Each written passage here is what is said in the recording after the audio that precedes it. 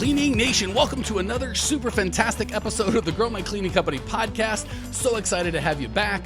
Also, we are going to, I'm just going to come out. This is the first time I think we're going to announce live our next live event coming up in Phoenix, Arizona, January. I don't remember the dates, but if you go to growmycleaningcompany.com/live, they will be there. It's in a super sexy mansion.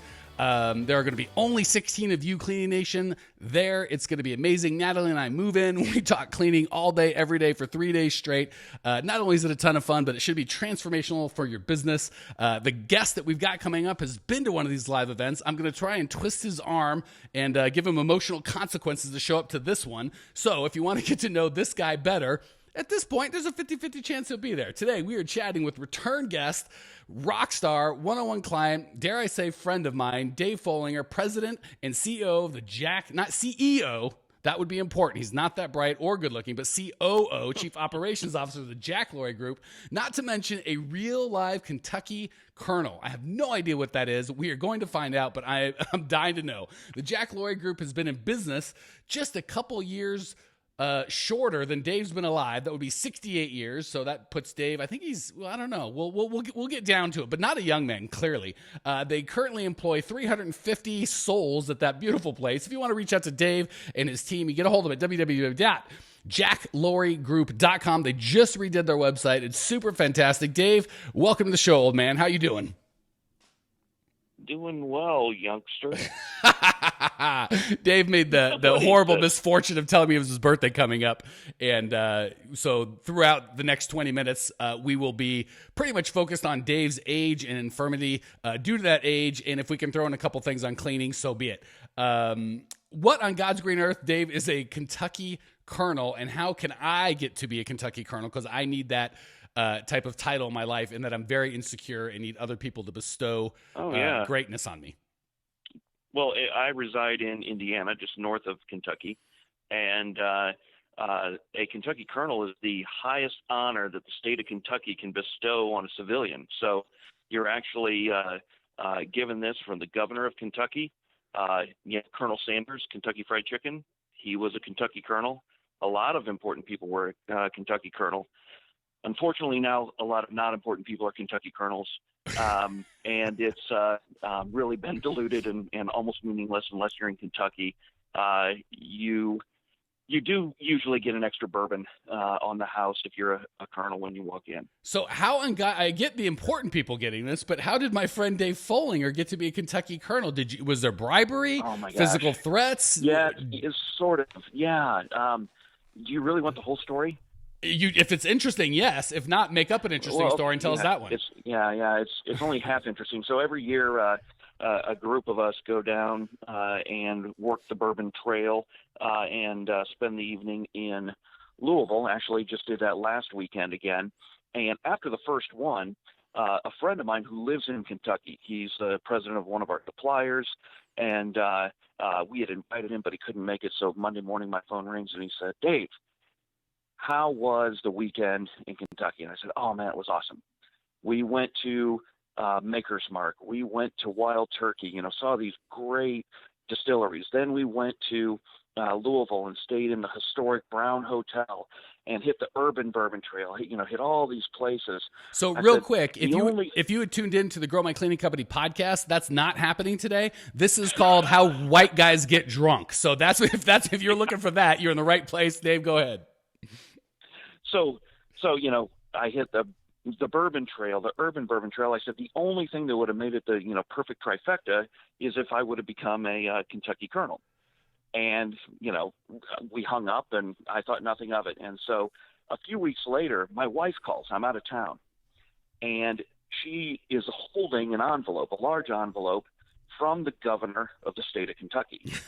And she is afraid to open it because she has no idea what I've done in Kentucky, and why would the state of Kentucky be sending large documents? I like that her mind goes immediately negative. There's no universe in which this could be a good thing. I am so in trouble. She is trying to decide, does she change the locks right now, or does she give me a chance to explain? And so she's like, "I don't even want to ask, but I've got to ask. I'm holding this big envelope. It's from the governor's office of the state of Kentucky." And I'm like, "What?" And then it hits me. I'm like, "Oh my God, open it. And, you hear the papers ruffle and some silence. And then she's like, "Oh my God, are you kidding me?" So she doesn't have the fondness for my affinity for bourbon. And she's like, "It's just one more thing, you don't need another thing to inflate your sense of self." That should be good for at least one argument, right? If you and she are arguing, you should at least once in your relationship be able to go, "I'm a Kentucky Colonel, for God's sakes. Can I just have this one?" Yeah. Don't make me pull my business cards out. Yeah, don't make me pull rank. Literal rank. All right. Well, if you, my commitment to you, sir, is if you get me some sort of photographic evidence of this, this fine honor, I will make sure we include it in the show notes page so everyone in Cleaning Nation can gawk and enjoy. And I will change my business card to say "guy who knows a guy who's a Kentucky Colonel," and feel 12% better about my life. You will have it 5 minutes after this podcast, if we ever get to the podcast. So that concludes our "How Rich White Guys Get Drunk" portion of the show, which we might have to make a recurring theme. But Dave, what's going on in your world? How on God's green earth can we make the Jack Laurie Group just a little bit better in the 17 seconds we have remaining? Yeah, no problem. So you and I have known each other more than a year. We've worked together one-on-one. We've implemented the clean profit method and still work to refine that and get better and better. And I completely buy into the value of niche, knowing who your customer is, who it's not. And we've worked really hard over the last year to focus on that. And we've found that the contracts we have with those customers, they see the value in us. It's a better relationship.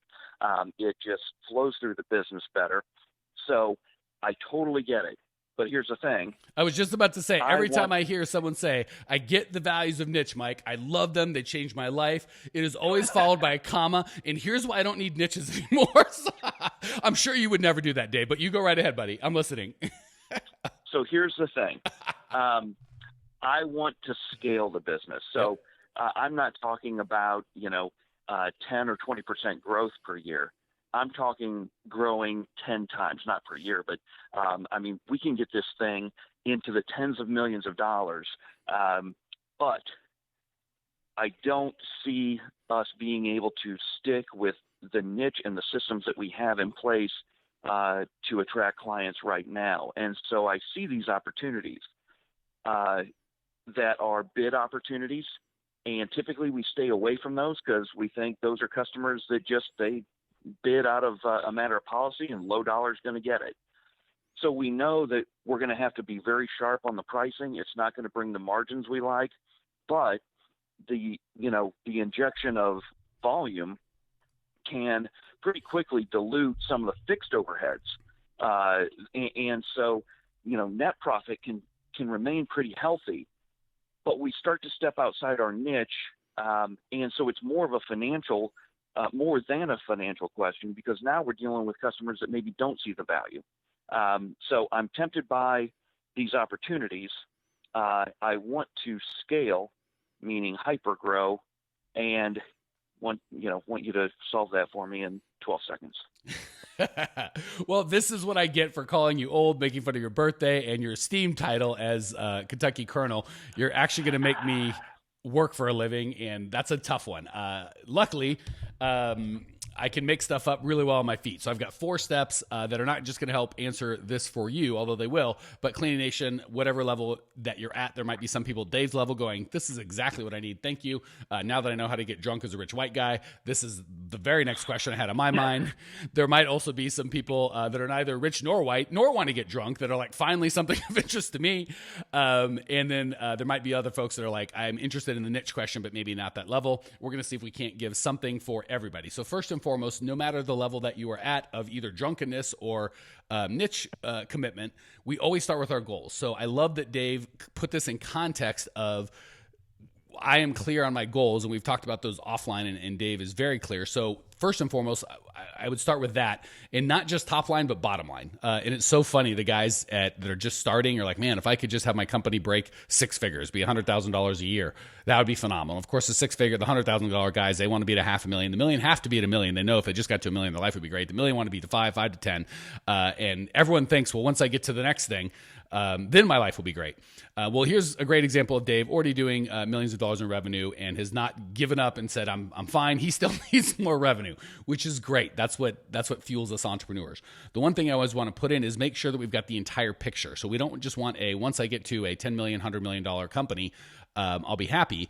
It's generally once I get to a $10 million company, I assume I'm going to be wealthy. So we need to be really clear on what wealthy is and make sure that those assumptions are built in. So we don't get to $100 million and we're making 2% more or 4% less than we're making now and go, well, we've just 10x'd our headache, but we really haven't gotten the returns that we'd made. So far, so good, Dave, or any of that inflammatory?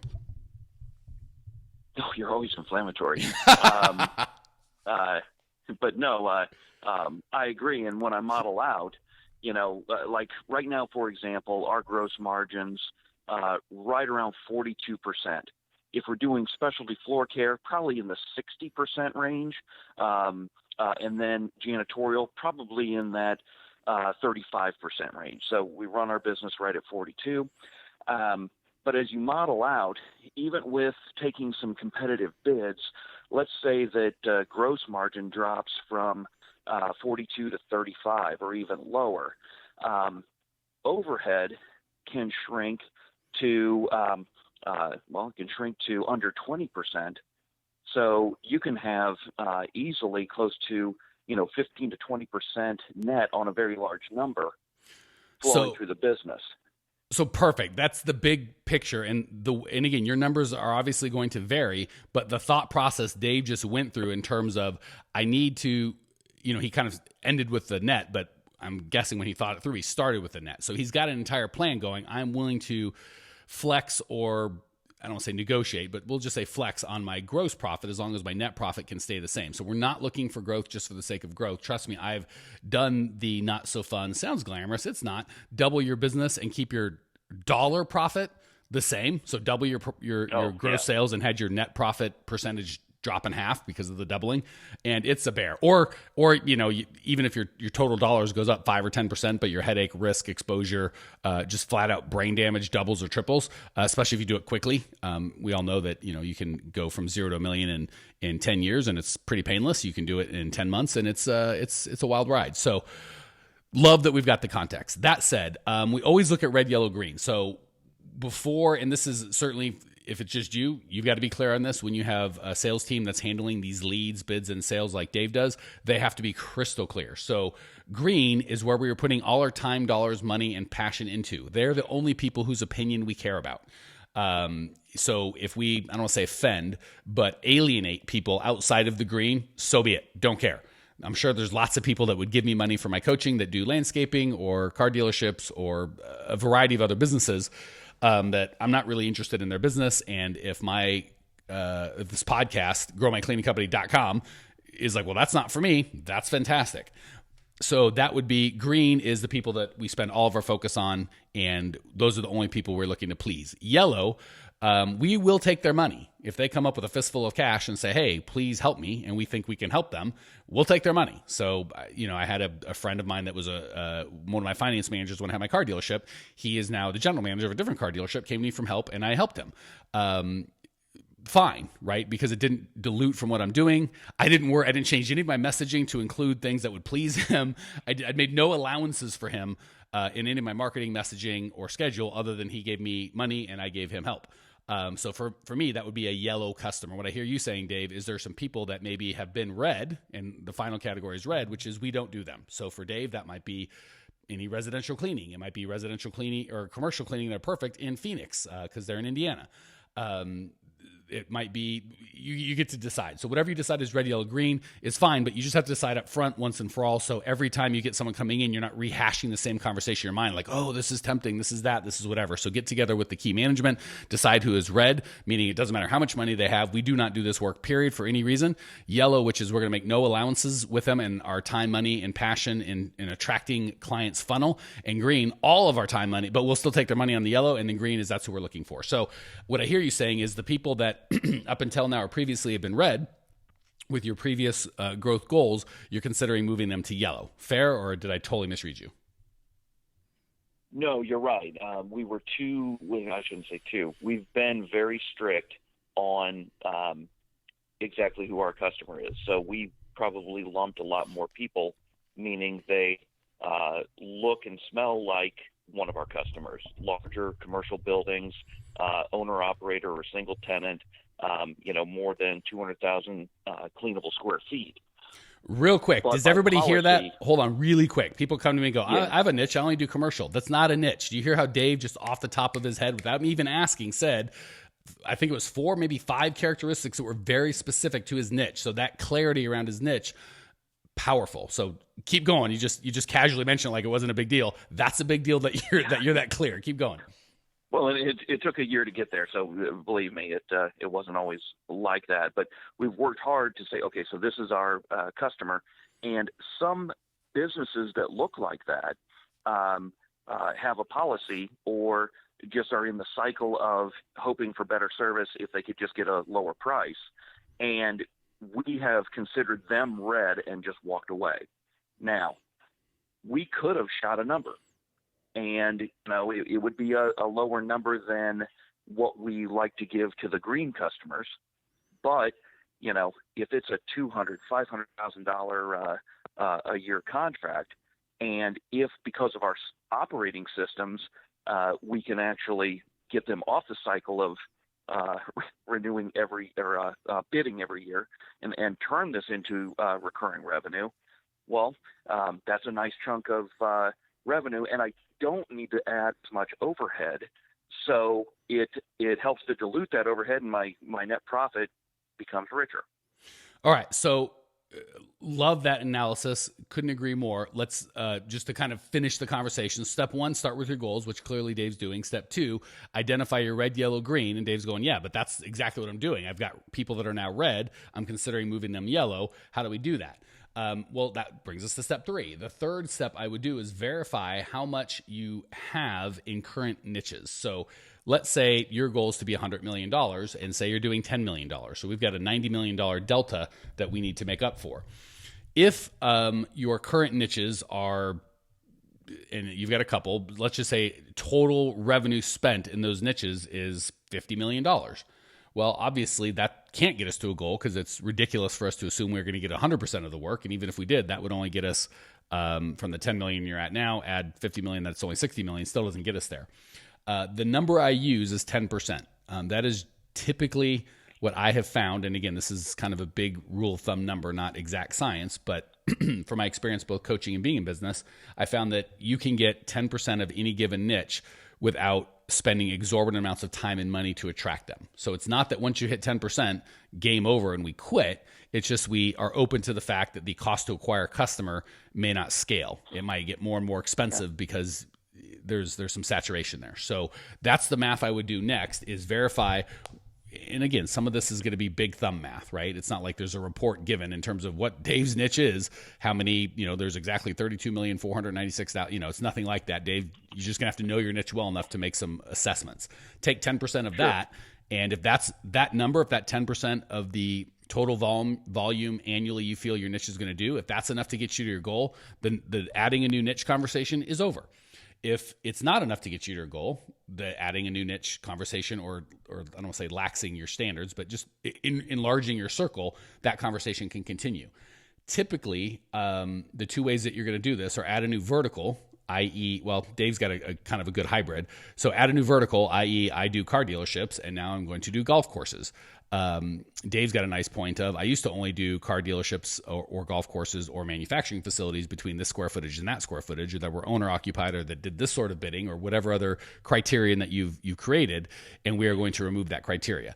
I love that as probably a first step, dip your toe in the water kind of test thing, is to just enlarge the circle within what you've already got. I would do that slowly. So if you've got 3 or 4 restrictions that you've had before in terms of, well, they've got to be owner occupied, they've got to not bid every year no matter what, and they've got to be a certain square footage, I wouldn't change all 3 of those at once. I'd probably just make one of those go red. So if you said if they bid every year no matter what, we've not bid them, that's the one that we're gonna include, and let that run for 3 months before I kind of throughout the baby with the bathwater. That's the first one. The second one is add an entire new vertical. Hey, we've been focusing entirely on manufacturing. We're going to add car dealerships or daycare or restaurants or whatever the case may be to the party. And then third, which is where most people start, but this should be the last, is to expand geographically. We're going to take this show on the road and serve other niches in other areas. But again, first and foremost, make sure that 10% of the niche that you have now is not enough to meet your goals. Then and only then do we expand or add niches. And then the third step would be expand or add geographic areas, which adds a lot of time and complexity and money. Questions, comments, rude remarks so far, Dave? I've got one more step, and then I think that'll be that. No, that actually makes sense, and I love the benchmark of 10%. Like you said, it's rough math, but at least we can start to box this in and take a look at it, and that's something we haven't done yet. Yeah, and maybe it's 11, maybe it's 8, but it's not 2% and it's not 80%, right? So it's a great way to get you started. And if you're off 1 point here or there, it's still better than just, taking a wild guess. Hey, Cleaning Nation, there's just too much good stuff in this episode for just one podcast, so we split it into two. Stay tuned for the next episode and the conclusion with return guest Dave Follinger. See you there. Congratulations! You are now 16% smarter. Still can't get enough cleaning goodness? Go to www.growmycleaningcompany.com for more of the good stuff. Ever want to be rich and famous? Owners of cleaning companies, as well as industry experts, can apply to be featured on the show by emailing our producer Natalie at support@growmycleaningcompany.com. Until then, don't miss out on all the latest cleaning industry lovin' at www.growmycleaningcompany.com. Check it out now.